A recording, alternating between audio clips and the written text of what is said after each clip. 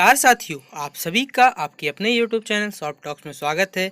आज की इस वीडियो में मैं आप सभी छात्र छात्राएं जो भी जैक बोर्ड में क्लास 12 में जिनका सब्जेक्ट हिंदी कोर है, उन सभी छात्र छात्राओं के लिए आपका मॉडल सैंपल पेपर 1 का सॉल्यूशन लेकर आया हूँ। तो मैं आपको मॉडल सैंपल पेपर 1 पूरी डिटेल में कराऊंगा। तो आप सभी छात्र छात्रा वीडियो को लास्ट तक जरूर देखिए। वीडियो पसंद आए तो वीडियो को लाइक करिएगा, चैनल को नया नहीं हुआ है तो चैनल को सब्सक्राइब करिएगा और जितना हो सके वीडियो को अपने दोस्तों को शेयर जरूर कर दीजिएगा। ठीक है, तो वीडियो को शुरू करने से पहले मैं आपको कुछ बेसिक डिटेल बता देता हूँ कि जो आपका एग्जामिनेशन होने वाला है वो आपका 1.5 घंटे का होने वाला है। टोटल क्वेश्चन आपको 40 पूछे जाएंगे, 40 मार्क्स मिलने वाले। हर क्वेश्चन के लिए आपको 1 मार्क्स मिलने वाला और एक क्वेश्चन पे जैसे एमसीक्यू में 4 ऑप्शन रहते हैं वैसे रहने वाले। और सबसे अच्छी बात है, यहाँ पर कोई क्वेश्चन गलत भी होता है तो कोई अंक आपका नहीं कटेंगे, कोई मार्क्स आपका नहीं कटेगा, नेगेटिव मार्किंग यहाँ है ही नहीं। ठीक है, तो ये आप सभी छात्र छात्रों के लिए अच्छी बात है। ठीक है, तो चलिए अब हम अपना अपना जो हिंदी कोर्स सेट पेपर 1 है, ठीक है, वो शुरू करते हैं। देखिए, खंड का है हमारा अपठित बोध है। निम्नलिखित पद्यांश को ध्यानपूर्वक पढ़कर प्रश्न संख्या 1 से 4 के लिए सही विकल्प का क्या करना है, चयन करना है। ठीक है, ये हमको दिया हुआ एक पद्यांश दिया, इसको पढ़ के क्या करना है, क्वेश्चन नंबर 1 से लेकर क्वेश्चन नंबर 4 तक क्या करना है, सॉल्व करना है हमको। ठीक है, जो क्वेश्चन पूछे जाएंगे ये कि आ रही रवि की सवारी, नव किरण का रस सजा है, कली कुसुम से पथ सजा है, बादलों से अनुचरों ने स्वर्ण की पोशाक धारी, आ रही है रवि की सवारी, विहग बंदी और चारण गा रहे हैं कीर्ति गायन, छोड़कर मैदान भागी तारकों की फौज सारी, आ रही है रवि की सवारी, चाहता उछलू विजय का पर ठिठकता देख कर यह।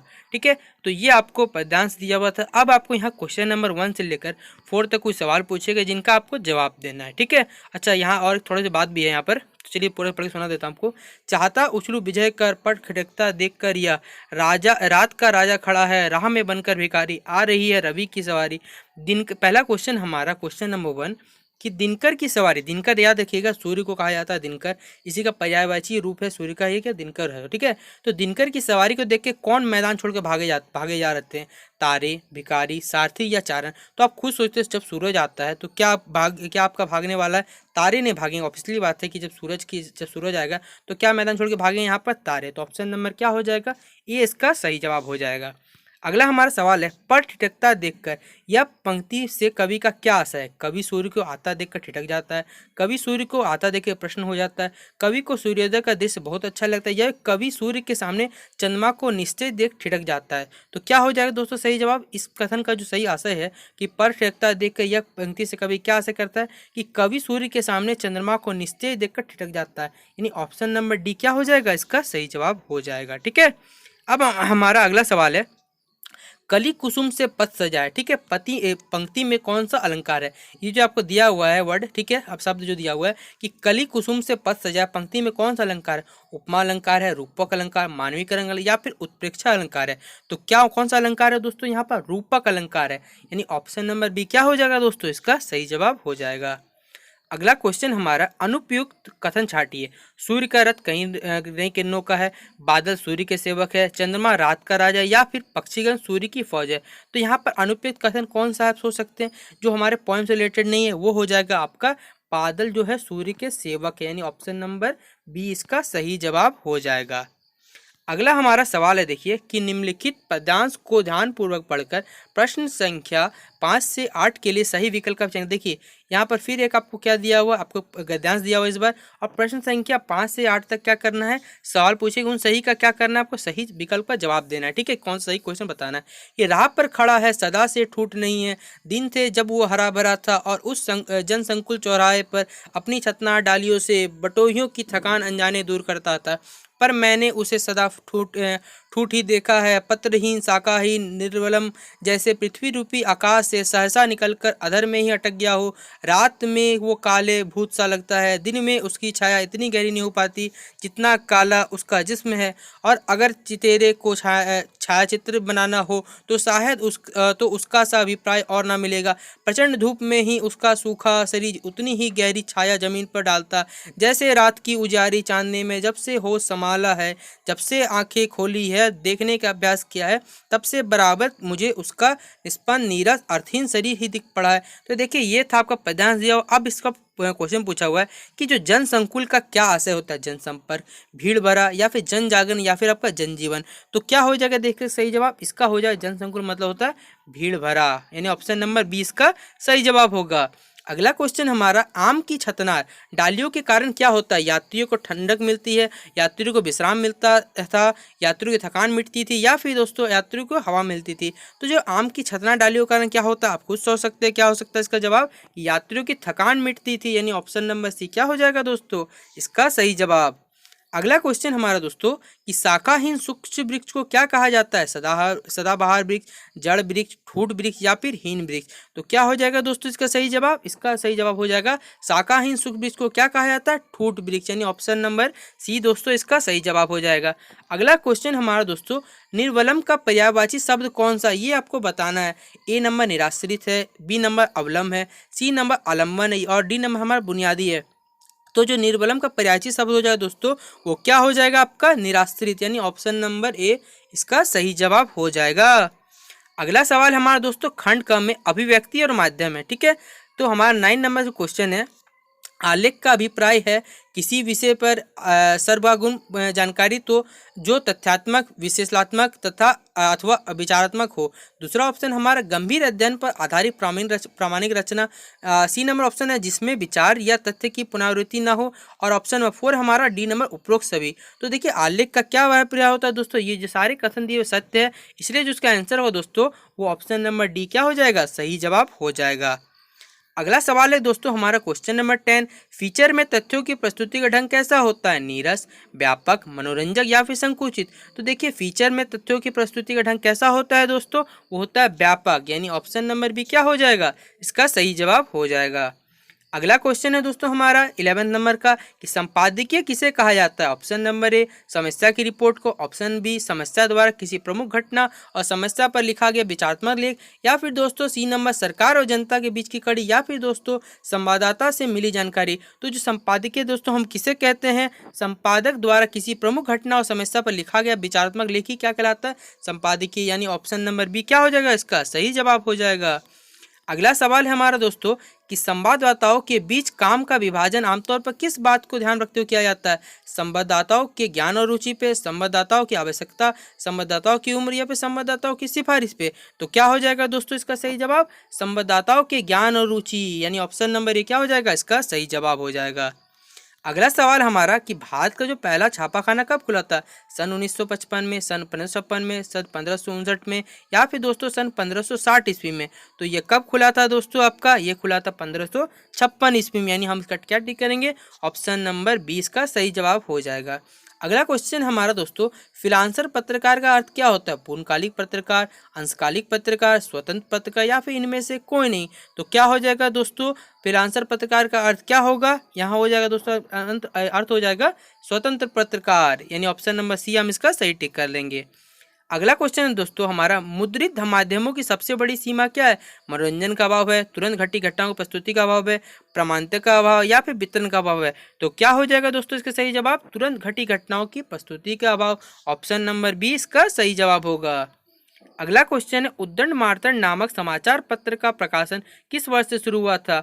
सन 1826, सन 1840, सन 1887, या फिर सन 1926। तो क्या हो जाएगा दोस्तों सही जवाब? 1826। और ये भारत में छपने वाली दोस्तों भारतवर्ष सबसे पहली समाचार पत्रिका यही थी, उद्दंड मार्तंड। ओके, हमारा अगला क्वेश्चन दोस्तों, पत्रकारिता का मूल तत्व क्या है? कल्पना, संस्मरण, जिज्ञासा, या नीति। तो क्या हो जाएगा दोस्तों सही जवाब? इसका हो जाएगा पत्रकारिता का मूल तत्व क्या है? जिज्ञासा, यानी ऑप्शन नंबर सी इसका हम सही टिक कर लेंगे। 18 नंबर क्वेश्चन दोस्तों हमारा, पीटीआई क्या है? गुप्तचर विभाग है, पुलिस विभाग है, पत्रकार समूह, या फिर समाचार एजेंसी है। तो क्या है दोस्तों? ये है आपका एक समाचार एजेंसी है पीटीआई। अगला हमारा देखिए खंड जो ग है वो पाठ्य पुस्तक से रखता है। निम्नलिखित पद्यांश को ध्यानपूर्वक पढ़कर प्रश्न संख्या 9 से 12 के लिए सही विकल्प को क्या करना है? चयन करना है। मैं और जग कहाँ का नाता, मैं बना बना कितने जग रोज मिटाता, जग जिस पृथ्वी पर जोड़ा करता वैभव, मैं प्रति पग से उस पृथ्वी को ठुकराता, मैं निज रोदन में राग लिए फिरता हूँ, शीतल वाणी में आग लिए फिरता हूँ, हो जिस पर भूपों के प्रसाद निछावर, मैं वो खंडर का भाग लिए फिरता हूँ। ठीक है, तो ये था आपका दोस्तों पद्यांश दिया हुआ था। अब आपको यहाँ सवालों के जवाब देने हैं कि कवि स्वयं को शेष संसार से अलग मानता है, क्यों?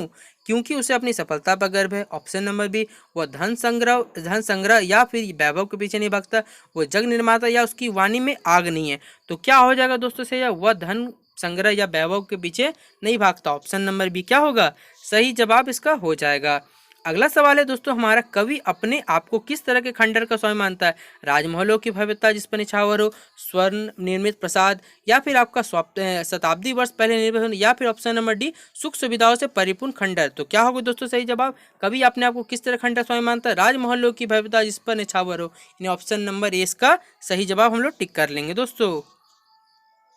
हमारा 22 नंबर सवाल है दोस्तों कि शीतल वाणी में आग लिए फिरना किस अर्थ को द्योतित करता है? सांचित किंतु घातक, सांचित किंतु पथभ्रष्ट, सांचित किंतु अनिर्णायक, सांचित किंतु दृढ़तापूर्ण। तो क्या होगा दोस्तों 21 का सही जवाब? इसका सही जवाब हो जाएगा शीतल वाणी में आग लिए फिरना, ये आपका बताता है सांचित किंतु दृढ़तापूर्ण, यानी ऑप्शन नंबर डी क्या हो जाएगा? सही जवाब हो जाएगा।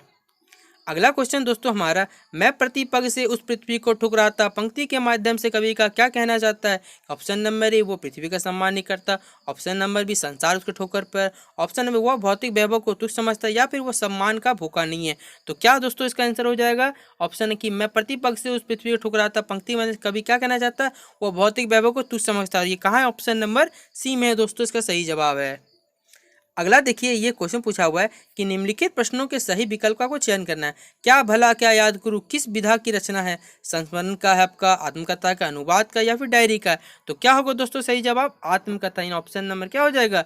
20 का सही जवाब होगा। अगला 24 नंबर सवाल दोस्तों हमारा, कविता के बहाने पाठ के कवि कौन है? हरिवंश राय बच्चन, आलोक धनवा, कुंवर नारायण, या फिर रघुवर साय। तो क्या हो जाएगा दोस्तों सही जवाब? कुंवर नारायण इसके कविता के बहाने पाठक कवि कौन है? कुंवर नारायण। ठीक है। अगला सवाल है हमारा, हम दूरदर्शन पर बोलेंगे कवि से हम का क्या तात्पर्य है? मीडिया का है, समाज का है, दर्शक का, या रचनाकार का है? तो हम दूरदर्शन बोलेंगे पंक्ति में हम का क्या तात्पर्य है दोस्तों? इसका तात्पर्य है मीडिया, यानी ऑप्शन नंबर ए क्या हो जाएगा? इसका सही जवाब हो जाएगा। अगला क्वेश्चन दोस्तों, मुक्तिबोध किस काव्यधारा के अगुआ कवि है? प्रयोगवादी, प्रगतिवादी, नई कविता, या छायावादी?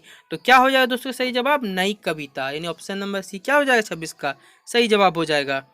अगला क्वेश्चन दोस्तों हमारा, बहुत काली सिल जरा से लाल केसर सीखी जैसी धुल गई हो में कौन सा अलंकार है? पुनरुक्ति प्रकाश है, उत्प्रेक्षा अलंकार है, अतिशयोक्ति अलंकार, या फिर मानवीकरण है? तो क्या हो जाएगा दोस्तों? बहुत काली सिल जरा सा लाल केसर सीखी धुल सी गई हो, तो इसमें कौन सा अलंकार है दोस्तों? इसमें अलंकार है आपका उत्प्रेक्षा, यानी ऑप्शन नंबर क्या हो जाएगा? 20 का सही जवाब हो जाएगा। अगला देखिए, जो आपका एक पद्यांश दिया हुआ दोस्तों, उसमें प्रश्न संख्या 28 से 31 के लिए क्या दिया? सही विकल्प का हमें चयन करना है कि सेवक धर्म में हनुमान जी से स्पर्धा करने वाली भक्तिन किसी अंजना की पूर्ति न होकर एक अनाम धन्या गोपालिका की कन्या है। नाम है लक्ष्मी अर्थात लक्ष्मी, पर जैसे मेरे नाम की विशालता मेरे लिए दुर्लभ है, वैसे ही लक्ष्मी की समृद्धि भक्तिन के कपाल की कुंचित रेखाओं में नहीं बन सकी। वैसे तो जीवन में प्राय सभी को अपने अपने नाम का विरोधाभास लेकर जीना पड़ता है, पर भक्तिन बहुत समझदार है, क्योंकि वो अपना समृद्धि सूचक नाम किसी को बताती नहीं। केवल जब नौकरी की खोज में आई थी तब ईमानदारी का परिचय देने के लिए अपने शेष इतिवृत्त के साथ यह भी बता दिया। तो दोस्तों यहाँ पर भक्तिन कौन है? 28 नंबर सवाल हमसे ये पूछा गया कि अंजना की पुत्री लेखिका की सहकर्मी, या लेखिका की सेविका है, या फिर ऑप्शन नंबर डी लेखिका की सहचरी है? तो कौन हो जाएगा दोस्तों यहाँ पर जो भक्तिन कौन है? वो है आपका लेखिका की सेविका, इन ऑप्शन नंबर सी इसका सही जवाब हो जाएगा। अगला क्वेश्चन देखिए, भक्तिन हनुमान जी से स्पर्धा क्यों करती है? शारीरिक बल के कारण, समृद्धि के कारण, या फिर एकनिष्ठ सेवा भाव के कारण, या फिर ईमानदारी के कारण? तो क्या हो जाएगा दोस्तों सही जवाब? एकनिष्ठ सेवा भाव के कारण क्या होता है? भक्तिन हनुमान जी से क्या करती है? स्पर्धा करती है। अगला 30 नंबर सवाल है हमारा, भक्ति नौकरी की खोज में क्यों आई थी?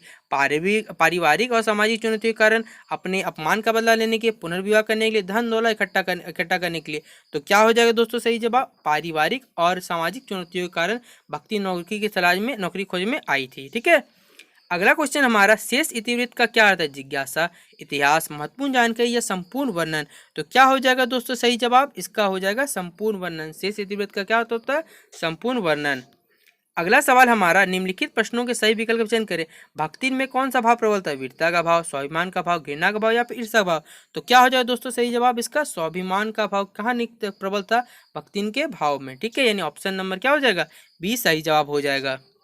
अगला सवाल है, भक्तिन महादेवी से कितने वर्ष बड़ी थी? 15 वर्ष, 20 वर्ष, 25 वर्ष, या फिर दोस्तों 30 वर्ष? तो क्या हो जाएगा? जो भक्तिन महादेवी कितने वर्ष बड़ी थी दोस्तों? 25 वर्ष, यानी ऑप्शन नंबर सी क्या हो जाएगा? इसका सही जवाब हो जाएगा।